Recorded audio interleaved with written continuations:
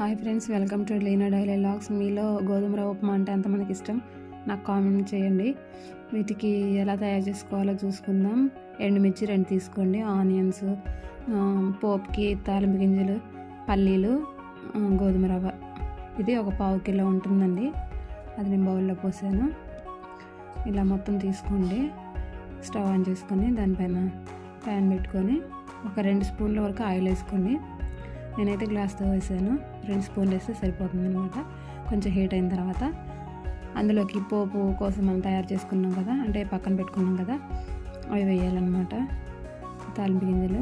Oil heat అయిన చూసారా, చిట అంటున్నాయి అన్నమాట.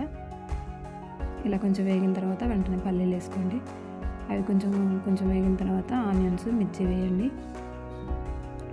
ఇలా వేయించుకోండి. కొంచెము వేగిన తర్వాత మనం కరివేపాకు తీసుకున్నాం కదా, ఆ కరివేపాకు అందులో వేయండి. వేసి ఇలా కలపండి.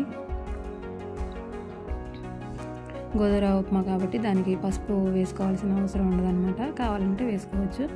ఇలా కొంచెం ఫ్రై అయిన తర్వాత నేను చూపిస్తున్న విధంగా 1/2 కిలో కాబట్టి గోధుమ రవ్వ నేను 1 లోటా తీసుకున్నాను.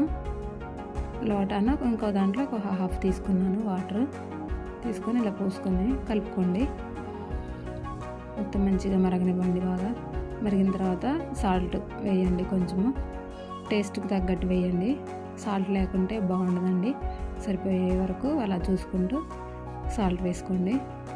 వేసిన తర్వాత బాగా మరగనివ్వండి. చూసారా ఎలా తెలుస్తుందో? ఈ విధంగా ఇలా మరగనివ్వండి. మరిగిన తర్వాత ఆ గోధుమ రవ్వ తీసుకొని అలా పోస్తూ కలపండి, లేదంటే ఉండలుగా ఉండిపోతుంది.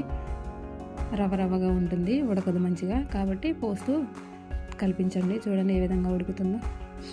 ఇలా ఒకసారి కలిపిన తర్వాత మొత్తం మూత పెట్టేయండి. మూత పెట్టి మంచిగా ఉడకనివ్వండి. టేస్ట్ చాలా బాగుంటుందండి. ఒకసారి ట్రై చేయండి.